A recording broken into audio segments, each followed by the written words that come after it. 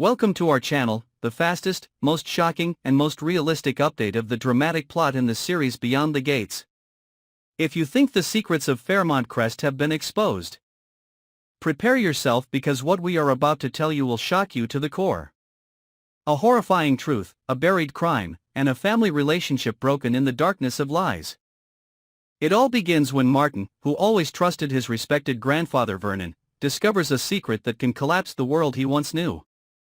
In the air of mystery, Martin begins to notice the unusual points surrounding Madison's death, a tragedy that everyone thought was simply a heartbreaking accident. But the deeper he digs into the truth, the more he discovers twisted pieces, smooth lies wrapped in the calm facade of the grandfather he once trusted completely. Martin could not believe that the person who had always protected, taught, and even guided him on his career path, Vernon, was the one who had hidden a terrible crime for so many years. At first, it was all just a hunch. A few small signs, a few strange actions of Vernon after Madison's funeral made Martin feel uneasy. He began to dig through video recordings, statements, and even evidence that the police had ignored. He went to see witnesses who had been considered unreliable, reopened dusty files in drawers, looked up call records and text messages from that fateful night. Each piece of information he found was like a knife stabbing straight into his heart, and then, each layer of lies began to crack.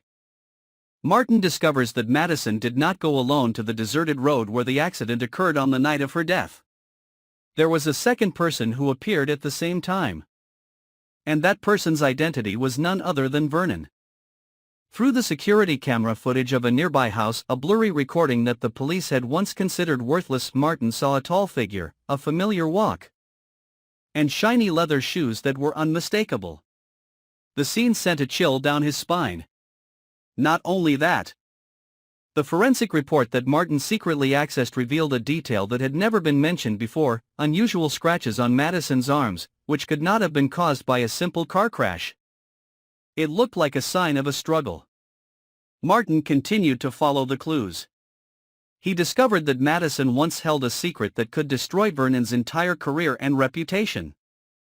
A large sum of money illegally transferred from a charity fund managed by Vernon, an abandoned project that still had a steady flow of money, all led to the same point: Madison knew.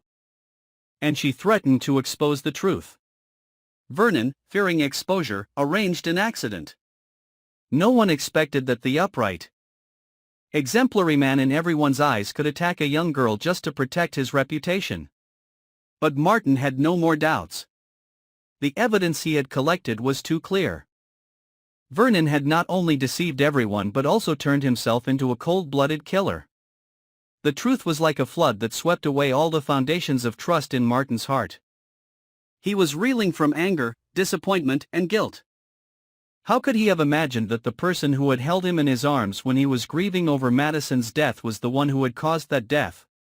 He remembered every hug, every sympathetic look from Vernon, all of which were now just empty illusions, created to cover up a crime. Vernon did not just kill people. He had created a perfect play, deceiving his family, friends, and even his own relatives. Martin could not keep the truth to himself. He knew that if he remained silent, he would be complicit. But speaking out would mean destroying his family, dragging the whole clan into a storm. He struggled between choosing between morality and family duty, between justice and love. In the end, his anger and thirst for justice won. Martin gathered all the evidence, prepared a press conference, ready to expose Vernon's crimes to the whole town. But Vernon was not so easily defeated. He quickly realized that his nephew was investigating and began taking steps to cover up the clues. Subtle threats, emotional manipulations, and even covert plots to eliminate Martin began to emerge. The battle of wits between the two generations erupted. On one side was Vernon, the cunning, powerful old fox who would do anything to protect himself. On the other side was Martin, the nephew who carried within him pain, truth, and integrity.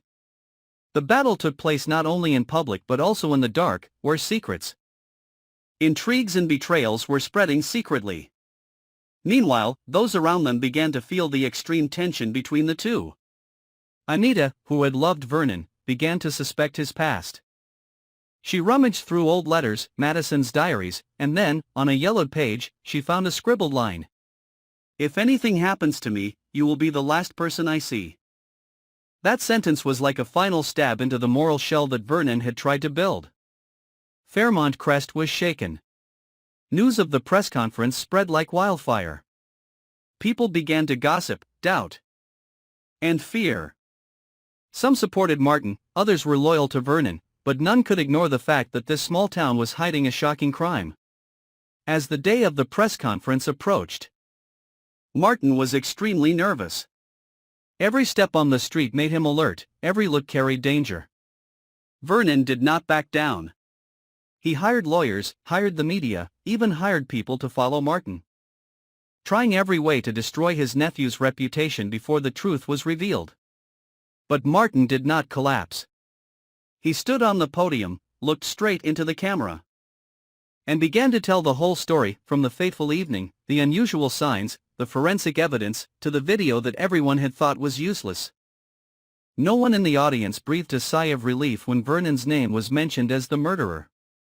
And then, the fateful moment came when Martin released the recording of a call between Madison and an unseen person, a deep but cold voice. It was Vernon.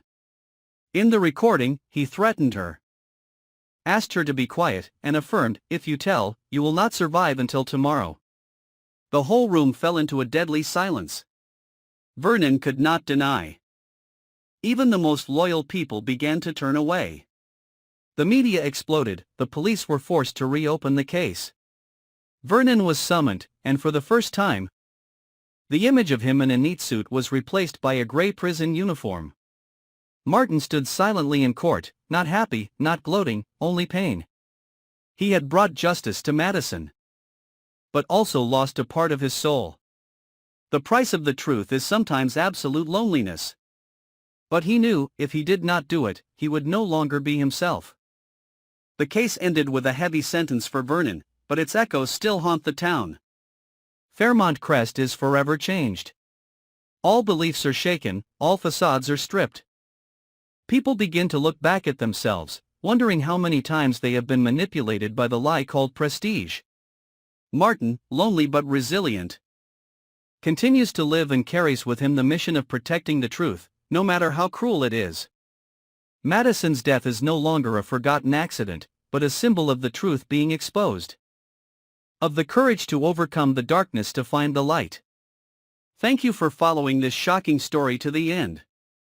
If you find this article captivating, please click follow and subscribe to our channel so you don't miss more shocking, more real and more dramatic developments from beyond the gates.